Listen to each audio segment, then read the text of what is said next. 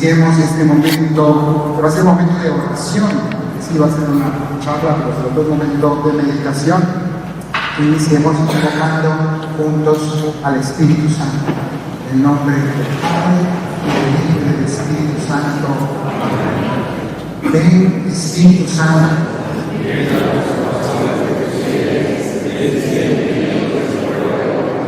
Envía, Señor, tu Espíritu Creador. Oremos. Oh Dios, que has iluminado los corazones de tus hijos con la luz del Espíritu Santo, haznos dóciles a tus inspiraciones, para gozar siempre de bien y gozar de su consuelo, por Cristo nuestro Señor. Amén. Dios te salve María, llena de gracia, el Señor es contigo, bendita eres de todas las mujeres, y bendito es el fruto de tu vientre Jesús. Santa María, Madre de Dios, ruega por nosotros pecadores, ahora y en la hora de nuestra muerte. Amén. Cristo, Rey nuestro, Madre purísima, ruega por nosotros. Pueden tomar asiento. Gracias. Bueno, pues quisiera poner en contexto un poco todo esto que vamos a conversar. Y es lo siguiente: se habla mucho del Papa, o los papas siempre tienen un cierto protagonismo, están siempre en las noticias. Sin embargo, es importante que nosotros como católicos comprendamos de dónde surge esta figura de tener un Papa, por qué tiene que haber un Papa, de dónde sacamos esto. Sabemos que una de las cosas que más dividen al cristianismo a nivel mundial, los seguidores de Jesucristo, sobre todo es en torno a la figura del Papa. Es decir, la primera gran división que hubo en la historia del cristianismo, que fue entre el mundo católico y el mundo ortodoxo, las iglesias de Oriente, fue precisamente quienes aceptan la autoridad del Papa y quienes rechazan la autoridad del Papa, son los ortodoxos. Posteriormente vino otro segundo cisma, el occidente, el protestantismo, el luteranismo, y eso también fue en torno a rechazar de nuevo la figura del Papa, de manera que ha sido, nunca mejor dicho, la roca contra la cual se han estrellado muchos. Diremos por qué la roca, ¿no? La palabra precisamente la que vamos a reflexionar más, y que ha sido el motivo por el cual, no el único, pero el principal motivo por el cual muchos se han apartado de la Iglesia Católica por la figura del Papa. Entonces, ya de entrada ahí es importante que nosotros entendamos de dónde sale, de dónde surge todo esto y por qué es esencial. No es un adorno, el cristianismo es algo fundamental en la Iglesia en general y también para nosotros en nuestra vida cristiana personal. Entonces vamos a comenzar primero viendo unos detalles importantes de la Sagrada Escritura. Resulta que en la Sagrada Escritura se nos dice que Jesús llamó a 12 apóstoles y que a estos 12 apóstoles los envió con poder y autoridad, y se nos mencionan muchas cosas, como Jesús se dedicó no solamente a predicar, sino que Jesús, vemos más o menos en los evangelios que en las mañanas, por decir así, se dedicaba a hablar a las multitudes y multiplicó los panes y hacía milagros y hacía muchas cosas para las multitudes. Pero llegada la tarde, probablemente hablaba con un grupo más reducido que era de los discípulos, a veces se mencionan 72 de ellos, y más como en las noches se dedicaba a un grupo muy pequeño que eran los 12 apóstoles, que estaban todo el día con él, lo ayudaban todo el día, pero a ellos se nos dice siempre que a ellos les explicaba lo que no les explicaba a la multitud, a la gente, ¿no? Entonces era como las sesiones de preguntas, ¿no? Hacía como una fogata en la noche y se sentaban ahí alrededor y ellos empezaban a decir: ¿por qué dijiste esto? Explícanos esta parábola. Y a ellos les explicaba las parábolas, les explicaba más cosas. ¿Por qué? Porque a esos 12 apóstoles los iba a nombrar precisamente las columnas de su iglesia. Él estaba fundando una iglesia, no estaba simplemente hablando a la gente para que luego esos mismos se olvidaran y ya está, o cuando Jesús se fuera ya todo pasara, sino que él estaba con un proyecto a largo plazo, y era crear una comunidad de vida y de fe llamada la Iglesia del Señor, la Iglesia que viva. Entonces, lo hacían estos 12 apóstoles, e incluso se nos dicen los nombres de los 12 apóstoles, los 12 nombres están listas en el Evangelio, todos ellos, con muchas particularidades. Pero hay un detalle: siempre que se menciona la lista de los apóstoles en todos los evangelios, el primero en ser mencionado siempre es Pedro. Simón Pedro, vamos a decir. Entonces se hablaba de la lista, siempre decía, estaban Pedro y todos los demás. Entonces, ya de entrada, algo tenía este hombre diferente o particular, porque todos los evangelios siempre lo mencionan el primero de la lista. Segundo detalle importante, vemos que en varios momentos clave, Él es el que toma la palabra en nombre de todos los apóstoles. En los evangelios se nos muestra como, por ejemplo, como dos casos muy parecidos. Cuando Jesús fue abandonado por los discípulos en Cafarnaúm, lo que leímos hoy es el inicio y hacia el final de ese mismo capítulo, después del discurso de Pantelida, muchos discípulos se fueron y ya no quisieron seguir a Jesús. ¿Por qué? Por lo que decíamos en la homilía, porque era demasiado incómodo lo que él decía. Y dijeron, ¿quién puede? ¿Qué duras son esas palabras? ¿Quién puede seguirlas? Y se levantaron muchos y se fueron. ¿Qué hizo Jesús en ese momento? Les dijo a sus apóstoles, después de que lo abandonaron muchos discípulos, les dijo a los 12, y entonces ustedes también se van a ir. Y les mostró la puerta. Eso era duro. Y entonces les mostró la puerta. ¿Y qué pasó en ese momento? ¿Quién tomó la palabra? Pedro. Y dijo el nombre de los 12, Señor, ¿y a quién iremos? Solo tú tienes palabras de vida eterna. No digo, yo sí entendí, nosotros de nuestra yo no había entendido nada tampoco. Estaban también conmocionados con ese discurso, les había incomodado igual, pero le dijeron, ¿y a quién iríamos? Solo tú tienes palabras de vida eterna. Nosotros creemos y sabemos que tú eres el Santo de Dios. Y se quedaron con Jesús. Pero les pregunto, los otros apóstoles, los otros 11 que no hablaron, ¿creen que estaban todos 100% de acuerdo y clarísimo igual? Probablemente más bien dudaron igual. Pero como Pedro se adelantó y tomó la palabra, los confirmó en la fe.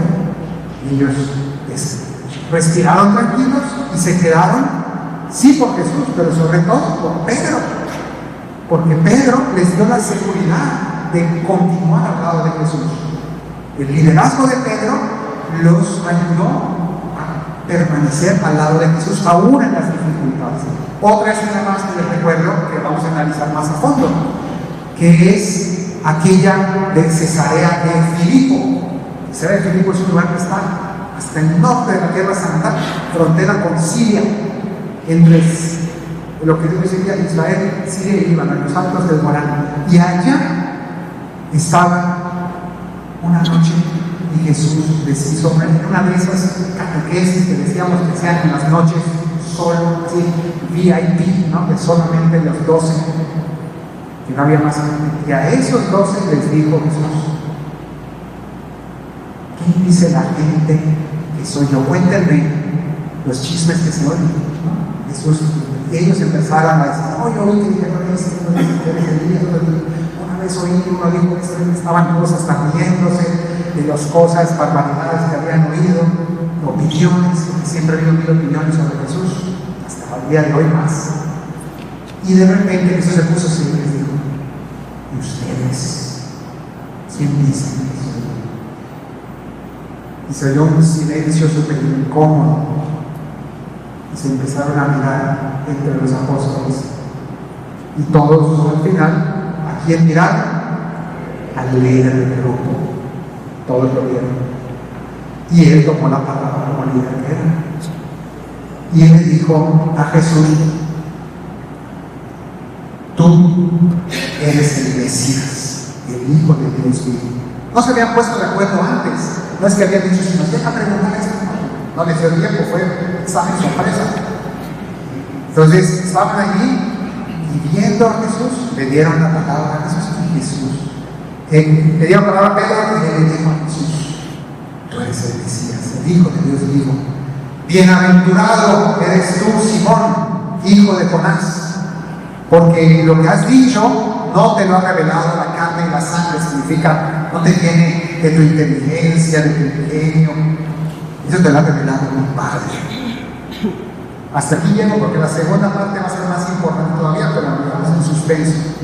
Estoy recordando escenas donde aparece Pedro y vemos el liderazgo tan grande que el Evangelio le da y las narraciones le ponen. Tanto es así, tan clara la importancia de Pedro, que Jesús vivía en casa de San Pedro.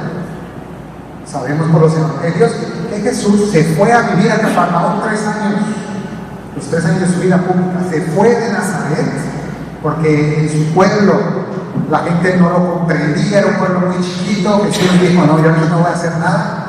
La gente no entendía a Jesús, creía que estaba loco, pueblo que dice ahí. Entonces él se fue de su pueblo para ampliar sus horizontes. ¿Y dónde fue a parar Jesús? Al pueblo donde vivía Pedro con su hermano Andrés. Y ahí en su casa se quedó a vivir. ¿Cómo fue ese proceso? Se nos cuenta en el Evangelio de Juan que después del bautismo de Jesús, Andrés conoció a Jesús y quedó fascinado. Pasó una tarde con Jesús y con Juan. Andrés y Juan pasaron una tarde con Jesús, quedaron fascinados, emocionados, y fue corriendo Andrés a su hermano Simón, todavía se llamaba Simón, y le dijo, hemos encontrado al Mesías, aquel que le llama a Moisés y los profetas, y lo llevó a Jesús. Una belleza esa frase. Dice que fue con su hermano, le contó y lo llevó a Jesús, lo que deberíamos hacer todos con la gente que amamos. Y él es hablar de Cristo con emoción y luego llevarlos a Jesús. Y entonces lo lleva a Jesús. Simón conoce a Jesús y es allí donde se da cuenta de quién es y queda también fascinado con Jesús. Entonces Pedro, todo parece indicar que era, antes de ser el líder de los 12 apóstoles, él ya era líder, vamos a decir así, del sindicato de pescadores. Él había un gremio en Cafarnaúm y él era el responsable, y en el pueblo todo el mundo lo conocía y era el que movía ahí todo. Entonces, Pedro, cuando conoce a Jesús, está fascinado y casi quiere firmar contrato exclusivo con él y le dice a Jesús, ¿sabes qué? Mi casa es grande, yo vivo en un pueblo que se llama Cafarnaúm, yo quiero que la gente te conozca, vente y te hospedas conmigo. Se lo llevó a Jesús a vivir a Cafarnaúm. Jesús le pareció buena idea, entonces se fue a vivir allá. Dice, ¿de dónde está sacando eso? Bueno, se entiende de todo lo que nos cuentan los evangelios, que Jesús al final se va a vivir en casa de Pedro. Entonces, estando allí, se nos dice que la casa de Pedro servía como lugar de reunión. Ya la gente no se iba a escuchar a Jesús en la sinagoga, lugar religioso de los judíos, sino que la gente iba a ir a Jesús. ¿A dónde? A la casa de Simón Pedro.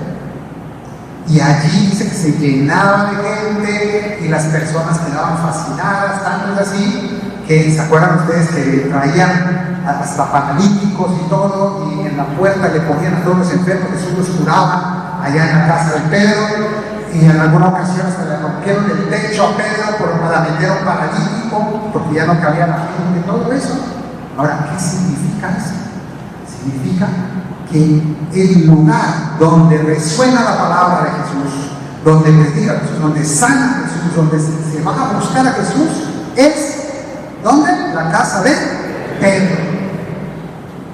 Pues en la casa de Pedro es el lugar donde todos van a buscar a Jesús. No, Pedro, la gente iba a casa de Pedro, pero no buscaban a Pedro, buscaban a Jesús. Y así es también la Iglesia Católica, curiosamente. Ahora hablamos de eso. Entonces se nos dice eso. La casa de Pedro era el lugar, era la iglesia, donde Jesús estaba presente. Se nos dice otra cosa más. Jesús, cuando iba a predicar a la playa, en la orilla, iba demasiada gente y todos querían tocarlo, porque decían que sanaba, no sé cuánto, pues todo el mundo ya no podía predicar porque estaba toda la gente encima. Se le ocurrió una cosa a Jesús, que nos dice que buscó dónde me subo y vio que había una lancha, que era la de Pedro. Entonces le dijo, se subió a la lancha, le dijo, apártate un poquito. Y desde el lago, cuando está tranquilo, Jesús, sentado en la barca de Pedro, predicaba a las multitudes. La gente se quedaba en la orilla, Jesús aprovechaba el agua, y en el agua, hace poquito estuve en Progreso, y ahí se ve cuando está tranquilita el agua, el sonido se transmite perfecto. Entonces se oye todo en el agua tranquila, eso, y se oye todo perfecto. Entonces Jesús aprovechaba ese efecto y predicaba, y toda la gente oía maravillosamente. ¿Desde dónde? Desde la barca de Pedro. Entonces la barca de Pedro es también símbolo de la iglesia, donde vamos a escuchar a Pedro, no, a escuchar a Jesús, que desde ahí predica. ¿Y cómo predicaba? Sentado. ¿Qué importa eso? Para que no se cayera. No, sentado también, porque sentarse significa, a veces dice que Jesús predicaba sentado, significa que predica con autoridad. Dice que es su cátedra, que significa que es un catedrático, que tiene autoridad sobre una materia para enseñar, ¿no? Entonces, la cátedra del obispo, la cátedra en este caso de Cristo, es la barca de Pedro. Desde ahí está la autoridad de Cristo, y él ha querido ponerla en la barca de Pedro. Entonces, vemos cómo insistentemente el Evangelio, sin forzarlo, simplemente viendo lo que está ahí, se nos muestra que la figura de Pedro es fundamental, que Jesús quiso unir su ministerio y su autoridad a la figura de Pedro de una manera muy insistente y muy misteriosa. Pero ahora vamos a donde esto se hace explícito. Resulta que en el Evangelio se nos cuenta, ya estábamos contando de Cesarea de Filipo, les preguntan quién dicen ustedes que soy yo. Pedro responde, Jesús lo felicita, pero no se queda ahí, le dice, esto no te lo ha revelado ni la carne ni la sangre, esto te lo ha revelado mi Padre que está en el cielo. Y ahora yo te digo, ya me dijiste quién soy yo, ya me dijiste que soy el Mesías. Pues ahora te digo a ti que tú eres Pedro. Aquí me detengo, todavía no sigo con los demás, hay mucho que decir. Pedro le dijo, tú eres el Mesías, y Jesús le dice, pues a ver, tú te vas a llamar Pedro. Hasta ese día se llamaba Simón, pero en ese momento Jesús le cambia el nombre. Es algo que pasa mucho en la Biblia. Vemos como a Abraham le cambiaron el nombre a Abraham, que significa padre. Abraham, pueblos, y padre de los pueblos, padre de todos los pueblos. Jesús, porque Dios le está dando una nueva dimensión a su vida. Ahora tú, que eras un anciano sin hijos, te vas a convertir en el padre de todos los pueblos. Le cambia la vida, le cambia la dimensión de toda su existencia, dándole un nuevo nombre. Y así ocurre en varios momentos en la Escritura. Pero a Pedro, a Simón, le dicen Simón, bienaventurado tú, Simón, ahora tú serás o tú eres Pedro. Ese es un nombre que nosotros pues, hemos adoptado en nuestras lenguas, y el nombre Pedro es un nombre común, pero ese nombre no existía. Es un nombre inventado por Jesús. Y ese nombre, nosotros decimos Pedro, pero en realidad en español está un poco mal, porque en realidad el nombre no sería Pedro. En español el nombre real sería Pietro. De hecho, así está en italiano, por ejemplo, dice Pietro. ¿Por qué le digo Pietro? Porque el nombre, la palabra que dice en realidad, que usa el Evangelio, significa piedra, roca. O sea, ahora tú te vas a llamar piedra, pero con piedra es femenino, Jesús le cambia a masculino. Entonces le dice, ahora tú vas a ser el Piedro, no la piedra, sino el Piedro, porque Jesús le pone un nombre inventado por Jesús. Y le cambia el nombre. Inmediatamente dice, tú eres Pedro, tú eres Piedro, porque sobre esta piedra edificaré mi iglesia. Entonces, le da ese nuevo nombre y le dice por qué. Sobre esta piedra edificaré mi iglesia. Esta frasecita ha tenido debates y discusiones durante siglos, especialmente los últimos 5 siglos con los protestantes, porque luego van a llegar a decir, bueno, no, en realidad Jesús cuando dijo esta piedra, estaba viendo la otra piedra que había allí, y Dios dijo, tú eres Pedro, pero sobre esa piedra edificaré para meditar, ¿no? La figura de Pedro. Pero es absurdo. Todos nos damos cuenta, si estás diciendo tú eres Pedro, tú te llamas piedra, y sobre esta piedra edificaré, y es obvio que está refiriéndose a él. Ahora, yo pregunto, ¿quién es la verdadera piedra sobre la que está edificada la iglesia y nuestra fe? En realidad es Cristo, es Jesús, es la roca. Nos lo dicen los salmos, es la piedra angular, la piedra que desecharon los arquitectos, les abren la piedra angular. Es Jesús la piedra, eso es verdad. Pero el mismo Jesús que es la piedra le dijo a Pedro, tú serás la piedra. ¿Qué quiere decir? Que lo está también nombrando. Yo quiero que tú seas reflejo visible en la tierra de lo que yo enseño, de lo que yo soy. Entonces, Jesús mismo le está dando allí una nueva dimensión. No solamente dijo esto de la piedra, ahora seguiremos hablando del tema de la piedra, sino que además le dice, además dice, tú eres Pedro, sobre esta piedra edificaré mi iglesia y el poder del infierno no la derrotará.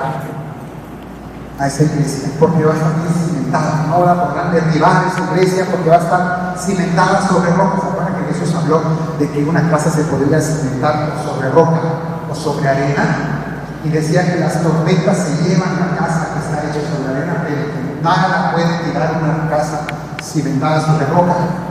Entonces, está diciendo, las puertas del infierno no la van a derrotar jamás. Esta casa no se va a caer porque está construida sobre roca.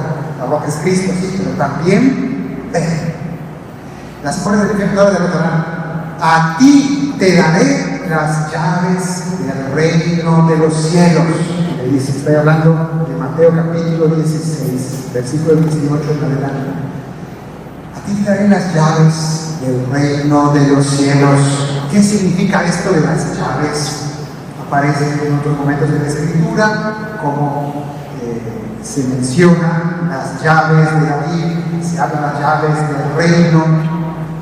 Las ciudades antiguas estaban amuralladas y simbólicamente había unas llaves de las compuertas para el acceso a las murallas de las ciudades antiguas. Todavía hoy existen simbólicamente cuando se entregan las llaves de la ciudad, ¿no?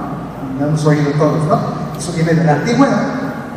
¿Quién es el poseedor de las llaves de la ciudad? Es siempre el rey de la ciudad. Pero ¿a quién se le entregan las llaves? El rey se le entrega siempre a su primer ministro. ¿Qué significa el primer ministro? No es el rey, pero es el ejecutor de la voluntad del rey. Entonces, el primer ministro es aquel que se encarga del gobierno concreto, ¿no? Y todavía hoy en los países hay esa misma estructura en muchos países, hay un rey, pero luego el primer ministro es el que en la práctica es el que hace las cosas, ¿no? Entonces, cuando Jesús le dice, aquí te daré las llaves ¿de qué? Del reino de los cielos. Este nuevo reino que Jesús viene a fundar, por eso está coronado de espinas. Por eso arriba dice Jesús Nazareno, rey de los judíos, porque él está viendo a fundar un reino. Y dice, este nuevo reino que voy a fundar y que va a tener una nueva estructura y que va a ser mundial y que va a durar hasta el final de la historia y que va a tener toda una dimensión nueva, este nuevo reino que se funda en la iglesia, tú vas a ser el primer ministro. Le entrega las llaves, ¿no? Por eso en el Vaticano, el símbolo del Vaticano tiene siempre las llaves de San Pedro. Y de ahí ha salido la imagen piadosa de que San Pedro es el que está en la puerta del cielo y el llavero colgando, ¿no? y el programa llega a tocar la puerta de San Pedro, porque esas ya son, digamos, maneras infantiles de hablar de esto, pero digamos que el tema de las llaves es muy profundo. Está hablando de que Jesús le entrega su potestad y su autoridad, y para aclarar esto más, continúa. Dice: te daré las llaves del reino de la cielo, lo que ates en la tierra será atado en el cielo, y lo que desates en la tierra será desatado en el cielo. ¿Qué significa esto? Significa que Jesús está diciendo: Dios, el cielo, avala tu mandato, tu gobierno, tú tienes autoridad, estás avalado, estás respaldado por mí. Yo estoy ahí detrás. Ahora hablaremos un poco, porque eso tiene que ver con el famoso tema de la infalibilidad papal, que significa que el Papa no puede equivocarse en temas de fe y moral. En todo lo demás sí. Ahora hablaremos de eso. En todo lo demás se puede equivocar, en pronósticos de fútbol, en su vida personal, en todo lo demás, como cualquiera de nosotros se va a equivocar. No solo puede equivocarse, se equivoca seguro muchas veces, pero en materia de fe y moral, cuando habla con autoridad de manera definitiva, no se puede equivocar, porque está escrito, porque Jesús se lo dijo, ¿no? Da ese carisma infalible. Ahora hablaremos más de eso. Entonces, lo que hace la tierra será atado en el cielo, lo que deshace en la tierra será desatado en el cielo. Tienes mi apoyo constante. Tenemos ese pasaje solo uno. En el Evangelio de Lucas se nos dice otro momento en el que Jesús le dijo a Simón: Simón, Satanás ha pedido cribar a todos los apóstoles como trigo, que significa sacudirlos, zarandearlos. Ya estaba refiriéndose a la pasión. Jesús iba a morir en la cruz, iba a pasar, se iban a dispersar, iban a abandonar a Jesús. Fue un drama terrible. Jesús le dijo: viene un momento de mucha tentación y ustedes van a ser sacudidos, zarandeados. Va a haber un gran problema. Pero, le dice, una vez que te repongas, una vez que te levantes, porque tú vas a caer, ya estaba aprendiendo Jesús por el tema de las negaciones, tú vas a caer, pero cuando te repongas, ven a enseñar esta palabra que viene: cuando tú te repongas, confirma a tus hermanos. Así le dijo Jesús: tú confirma a tus hermanos. Esa es tu trabajo, esa es tu misión, confirmar a tus hermanos. Entonces, importantísimo también, este pasaje es fundamental. Y hay otro más, que lo acabamos de leer, que el día de ayer en la misa. San Juan capítulo 21 se nos dice que Pedro regresó al mar de Galilea, se fue a pescar, quería volver a su antigua vida, ya estaba cansado, y de repente aparece Jesús en la orilla, lo llama, ya escucharon, ustedes se acuerdan de la misa de ayer, lo digo, y entonces en ese momento llama, después de desayunar, Jesús llama a Pedro a la playa, aparte de los otros apóstoles, y le hace esa triple pregunta que escuchamos hoy. Esa triple pregunta referente a la triple negación. Pedro había negado 3 veces a Jesús, y ahora Jesús le da la oportunidad de levantarse, de reír, de corregir 3 veces su error, y también de sanar su triple herida en el corazón propio. Entonces, Jesús conversa de manera muy personal con él, pero la primera pregunta que le hace es fundamental. La primera vez que le pregunta, ¿qué le dice? Le dice Jesús: Simón, hijo de Jonás, ¿me amas más que estos? ¿Sí? ¿Me amas más que estos? ¿Quiénes son estos? Los otros apóstoles que estaban allí desayunando. ¿Me amas más que estos? Simón responde: Señor, tú sabes que te quiero. Respuesta de Jesús: apacienta apacienta mis corderos. ¿Y por qué hago insistencia en esto? Porque las dos siguientes veces va a decir apacienta mis ovejas. Pero la primera vez dice, me amas más que estos. Cuando dice que sí, dice, apacienta mis corderos. Y después va a decir, ¿me amas? Sí, apacienta mis ovejas. Y la tercera vez, ¿me amas? Señor, tú sabes todo. Tú sabes que te quiero.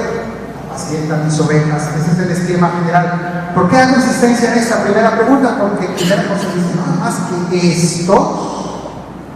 Señor, tú sabes que te quiero. Apacienta mis corderos. ¿Qué está diciendo? Tú eres el pastor. En primer lugar, eres pastor de estos. ¿Quiénes eran estos? Los otros apóstoles. Entonces Jesús le está encargando a Pedro que en primer lugar, antes que las ovejas de golpe, dice los corderos, que son quienes, los apóstoles. Entonces dice, tú eres el pastor de los pastores, en primer lugar. Te dejo encargado de toda la iglesia, pero concretamente de los pastores, de los obispos. Entonces hay un obispo que es el encargado de todos los demás obispos. Y ahora vamos a ver por qué. Y de hecho, en el pasaje que leímos ayer, aparece como dice que Jesús dijo, traigan los pescados para desayunar. Y dice que Pedro, otra vez, había muchos, pero dice que Pedro fue el que arrastró la red. ¿Cuántos peces había en la red? 153, no me pregunten qué significa en todos los 1000 años de debate sobre ese número, yo no he llegado a la conclusión, hay muchas teorías, pero la cuestión es que dicen que, aun siendo tantos, las redes no se rompieron. ¿De qué está hablando? Que en las manos de Pedro, los peces que simbolizan todas las almas que la iglesia va a contener. ¿Se acuerdan que en otra ocasión Jesús le dijo a Pedro, yo te haré pescador de hombres? Entonces, todos esos peces, que es las almas de la iglesia, se mantendrán unidas gracias a Pedro, no se rompe la red. En manos de Pedro la red no se rompe. Los que se quedan en manos de Pedro están dentro del redil de las ovejas o dentro de la red de Jesús, la red que no se rompe. Los que se salen de esa red se separan, pero los que están en la red con Pedro, esos están unidos a la única verdadera iglesia del Señor. Entonces, hasta esta imagen. Bueno, ¿por qué Jesús está tan preocupado de dejar a Pedro encargado de los demás apóstoles y todo lo demás? Porque el Señor sabe que la iglesia necesita una autoridad suprema y última, visible, que mantenga unido el rebaño.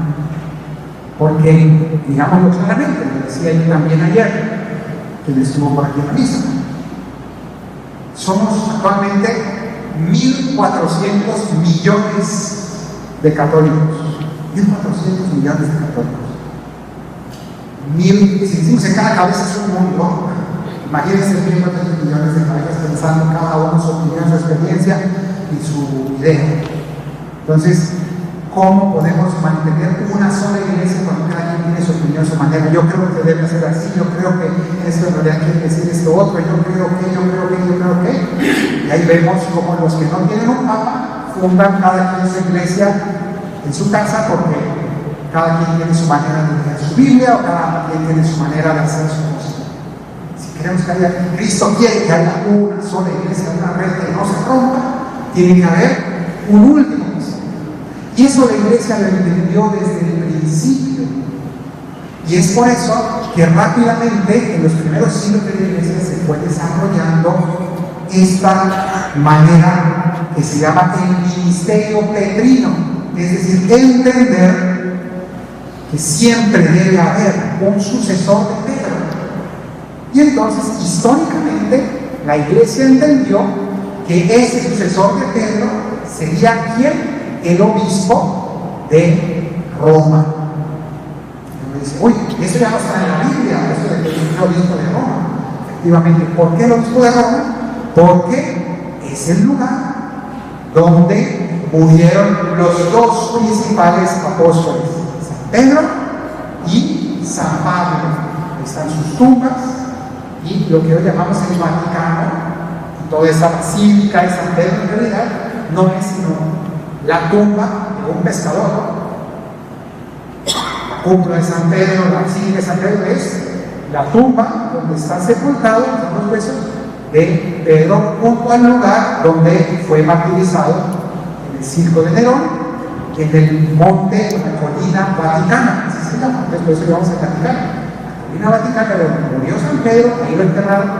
Todavía hoy, si tengo oportunidad de ir a Roma, con mucha antelación, piden turno para ir a las excavaciones vaticanas, que es en grupitos de 20 personas, guiados, dejan entrar al cementerio del siglo I, se puede bajar, unos grupos muy reducidos, muy exclusivos, y te hacen ver y recorrer las calles del cementerio de la Colina Vaticana, donde enterraban en tiempos romanos, el siglo I, a las personas, en ese caso, a los que morían allí, y donde está una tumba muy específica, que a lo largo de los siglos siempre tuvo veneración, donde la gente siempre construyó unos templitos y iba a rezar, y esta tumba especial de todo ese cementerio que todavía se puede ver es precisamente la que está debajo del altar mayor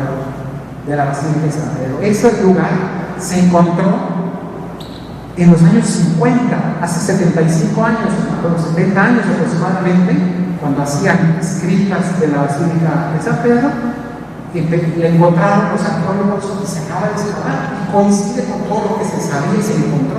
Eso es impresionante. O sea, no es algo que estaba ahí 2 años enterrado y hasta el siglo XX se encontró. Cierro el paréntesis. Entonces, esa basílica gigante es la tumba de un pescador. Y Roma se convirtió en el símbolo de Pedro. Si Pedro murió allí, quien toma el obispado y toma ese lugar es el sucesor de San Pedro. Y entonces, desde los primeros siglos, y lo podemos ver incluso desde San Ignacio de Antioquía, siglo II, ya hace referencia al obispo de Roma, y ya los padres de la iglesia en los primeros siglos hacen referencia a que el obispo de Roma servía de árbitro en la iglesia para las cuestiones debatidas, disputadas, porque siempre ha habido debates y cuestiones que no nos ponemos de acuerdo. Y siempre se sentido la necesidad, ¿quién tiene la autoridad última? Cuando aquí estamos discutiendo sobre un tema que no nos ponemos de acuerdo, ¿quién es el último en dirimir, en decir quién tiene la razón, qué sí, qué no?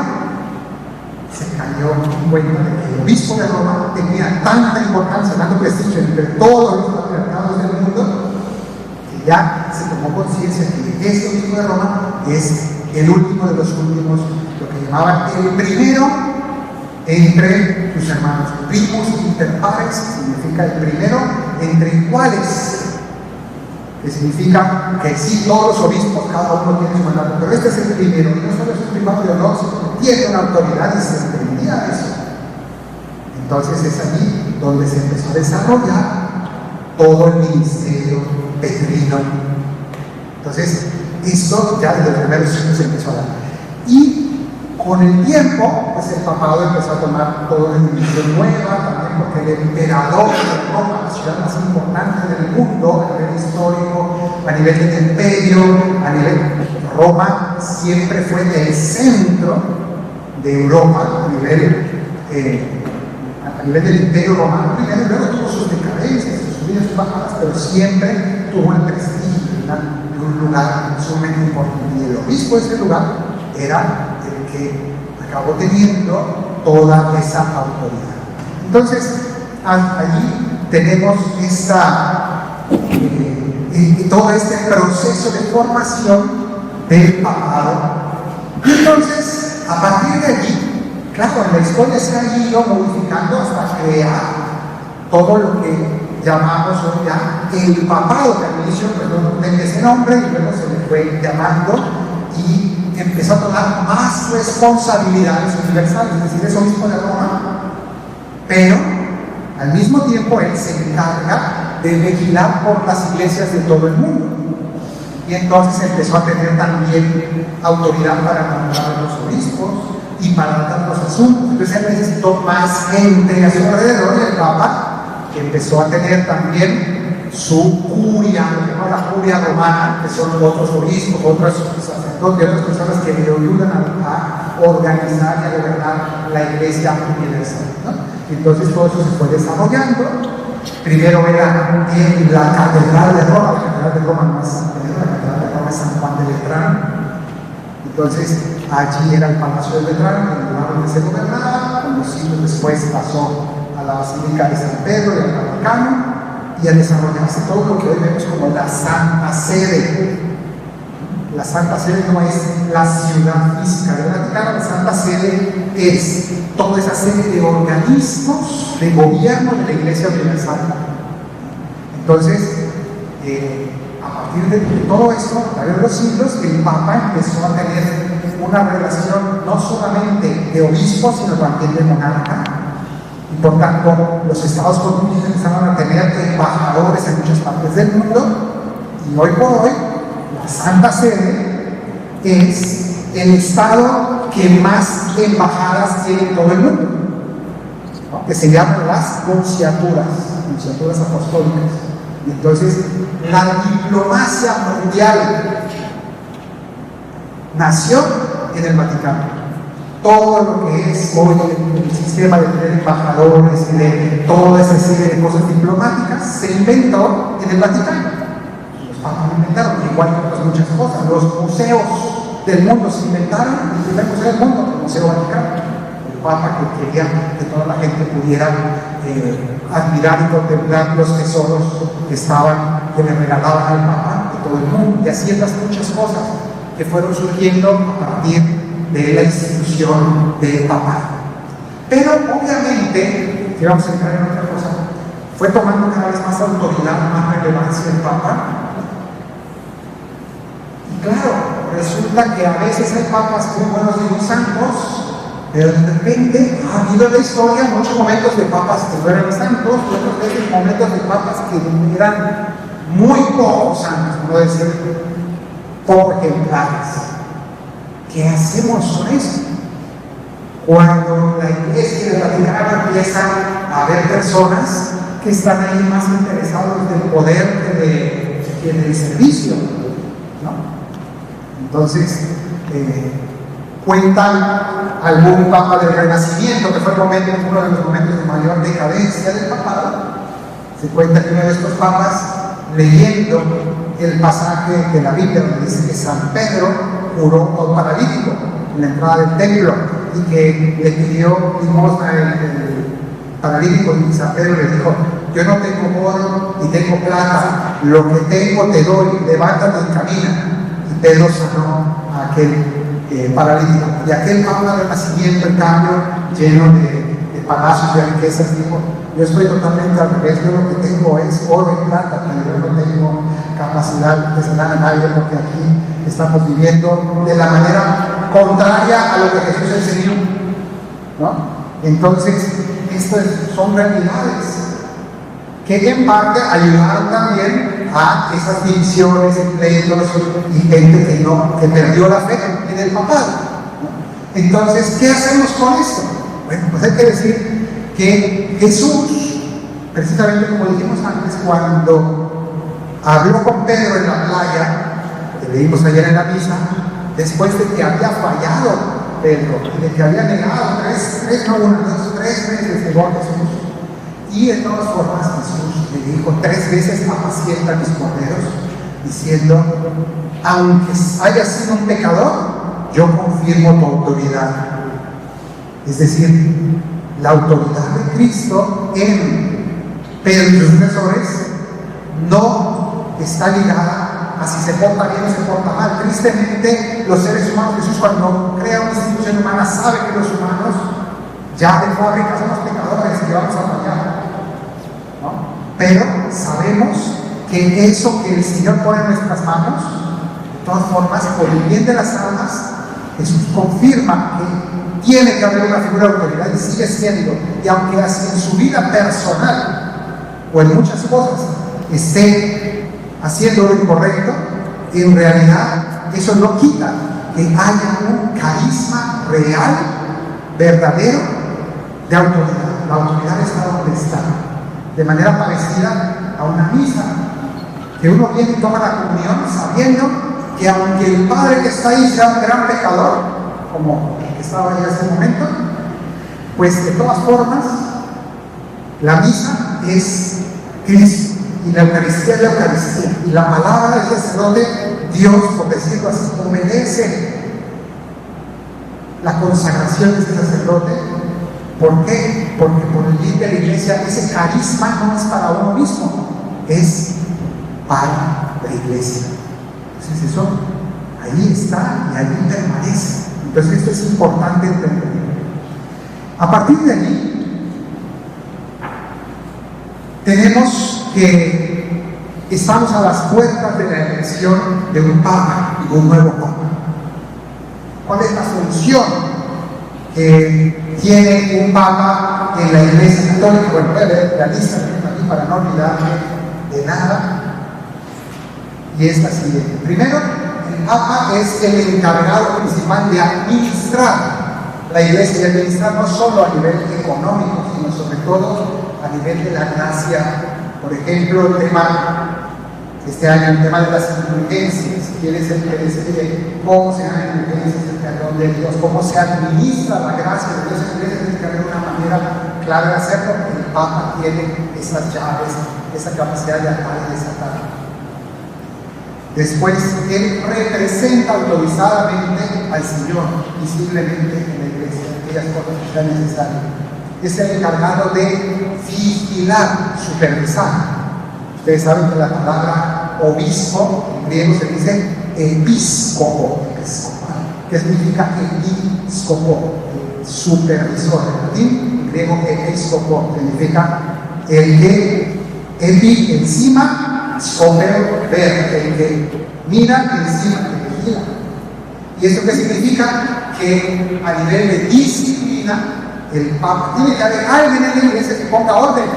Y si alguien se porta mal en la iglesia, tiene que haber alguien que administre y diga: aquí esto está mal, aquí hay una ley, esto no se puede, este fuera, este hay que quitarlo, este hay que ponerlo.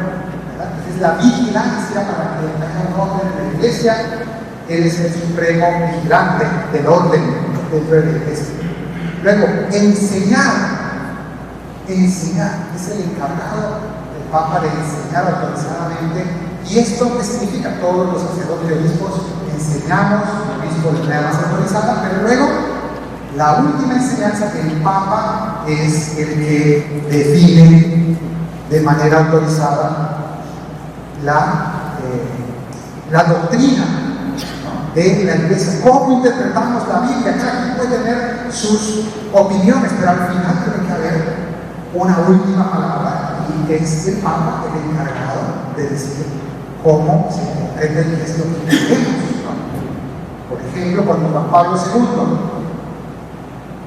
firma, autorizó, firmó el catecismo de la Iglesia Católica, que contiene un compendio de las enseñanzas católicas universales en el mundo, entonces de toda la doctrina católica está él ejerciendo su autoridad, es decir, aquí está escrito lo que de verdad tenemos los católicos.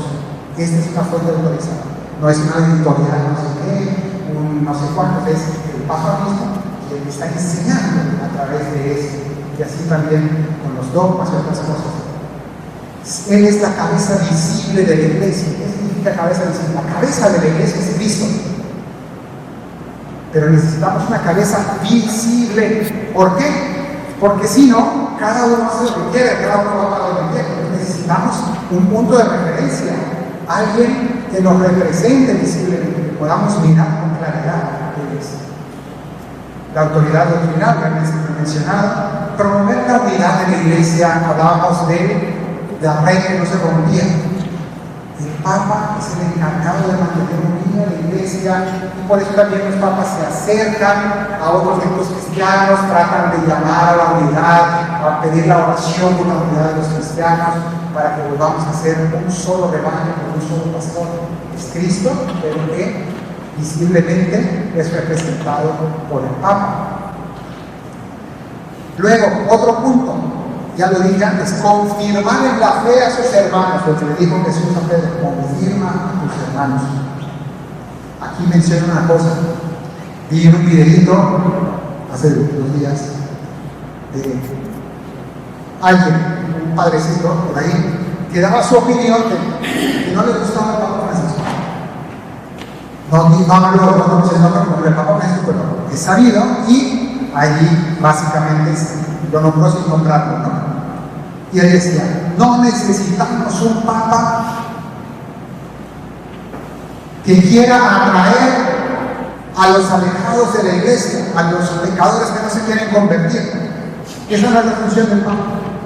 El Papa tiene la función de confirmar a sus hermanos en la fe.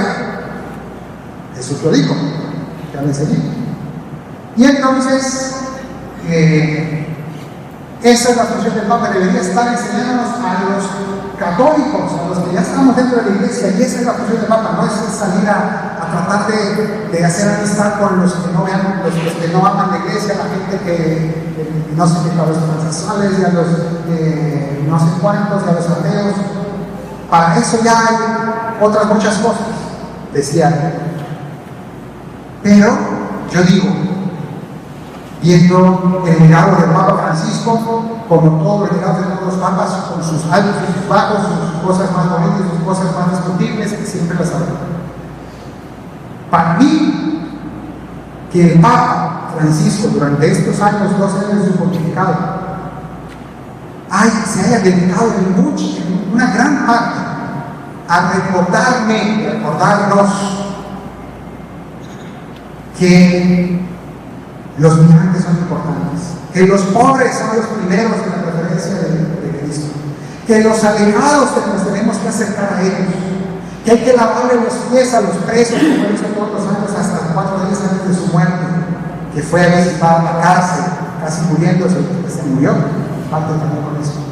Y que me haya mostrado que las personas que están más alejadas y que los divorciados vueltos a casar y que hay que acercarse, que hay que abrir el corazón y preocuparse, a mí eso es confirmarme en mi fe.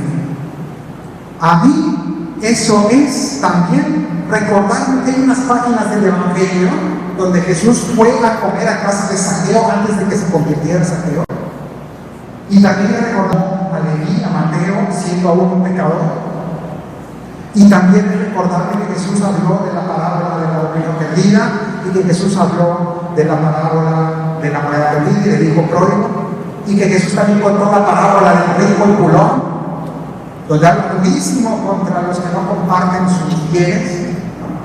Entonces, recordar una serie de cosas que están en el Evangelio, pero que se nos pueden oxidar un poco. Entonces, eso también es confirmar en la fe. Pero para algunas personas puede parecer durante mucho tiempo que la moral sexual es muchísimo más importante que la moral social, cuando en realidad son 2 partes de la moral que tienen una importancia grande, las 2. No porque te portes bien en lo sexual, pero luego en lo social no te preocupas de los necesitados, entonces te sientes santo. No funciona así. Y necesito que también se me confirme la fe en eso. Pues hay tantas cosas, tantas maneras de confirmar en la fe. Eso es importante, ¿no? Entonces, esa es otra función, ¿no? Pero confirmar en la fe significa eso, que en los momentos de confusión tiene que haber una voz autorizada que nos ilumine, que nos muestre el camino. Y finalmente, en esta lista, ser vicario de Cristo. ¿Qué significa? Vicario es un resumen, digamos, de todo lo que hemos leído.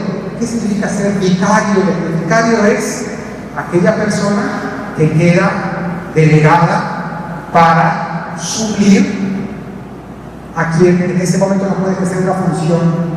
Entonces, en este caso, Jesús le da una potestad vicaria a Pedro para que haga una serie de cosas como que actúe como su primer ministro. Eso significa ser vicario de Cristo. Bueno, pues esas son las funciones del Papa. Y ahora que va a ser elegido un nuevo Papa, ¿quién elige al Papa? Y uno dice, bueno, pues en el fondo sí los cardenales, pero en el fondo lo elige el Espíritu Santo. Dirán muchas personas. Bueno, pues yo quiero decirles que ojalá que lo elija el Espíritu Santo, claro que sí, rezamos por eso. Pero, les voy a decir una cosa, al final de cuentas, lo importante para nosotros, lo más importante, es que es el verdadero Papa, elegido por el Espíritu Santo o por otros intereses, los que sean. Lo que nos importa es que sea el verdadero Papa. Y el que sea elegido válidamente Papa, ese tiene la potestad del carisma petrino, que es todo lo que hemos explicado aquí. Punto. Y en la historia a veces se ha elegido a la persona ideal, o al menos ideal para ese momento histórico, no perfecta, porque no hay papas perfectos, no existen, ya se los digo desde ahora, no existe el Papa perfecto. Pero a veces se ha elegido bien y a veces se ha elegido mal en la historia, lo hemos dicho también, tristemente. Y aún así, el Papa es el Papa. Entonces, lo primero que nos debe preocupar a nosotros es acoger, querer, recibir, obedecer a aquel que tenga la autoridad verdadera en nombre de Cristo. Pero es que no sé cuánto. Ahora mismo el mundo y las redes y todo está lleno de gente que siembra la desconfianza, el miedo, la confusión, la división, diciendo, bueno, citando todo tipo de profecías, toda clase de revelaciones privadas, de santos y de todo tipo de cosas. Lo único que hacen es precisamente dar miedo, desconfianza y confusión. Nosotros no podemos permitir eso. Dios no abandona a su iglesia. E incluso si se eligiera algún día, como ha pasado en el pasado, algún papa, también Dios actúa a través de ellos.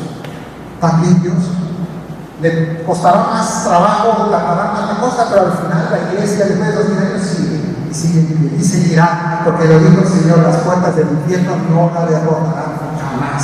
Entonces, ya desde ahora nosotros acogemos de corazón a aquel que sea elegido, porque será válidamente el sucesor de Pedro, y por tanto nosotros veremos en él, como vieron los apóstoles en aquellas ocasiones, miraron a aquel que podía confirmarlos y que nos dice, Señor, aquí diríamos, solo tú tienes palabra de a través del sucesor de Pedro nos mantenemos unidos a Cristo y no nos metemos en todo tipo de elucubraciones que simplemente nos alejan del Señor y nos dividen. Vamos a pedirle al Señor por el próximo Papa, que Dios ya sabe qué va a hacer, seguramente nosotros no, pero ya desde ahora oremos por él. Les invito a que hagamos juntos una oración.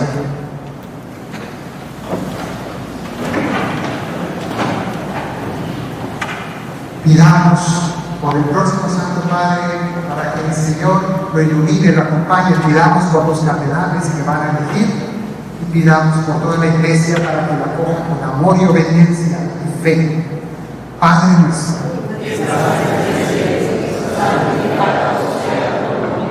venga a nosotros tu reino, hágase tu voluntad en la tierra como en el cielo. Danos hoy nuestro pan de cada día, perdona nuestras ofensas, como también nosotros perdonamos a los que nos ofenden. No nos dejes caer en la tentación y líbranos del mal. Dios te salve María, llena eres de gracia, el Señor es contigo, bendita eres entre todas las mujeres, y bendito es el fruto de tu vientre Jesús. Santa María, Madre de Dios, ruega por nosotros pecadores, ahora y en la hora de nuestra muerte. Amén. Cristo, Rey nuestro, San Pedro, ruega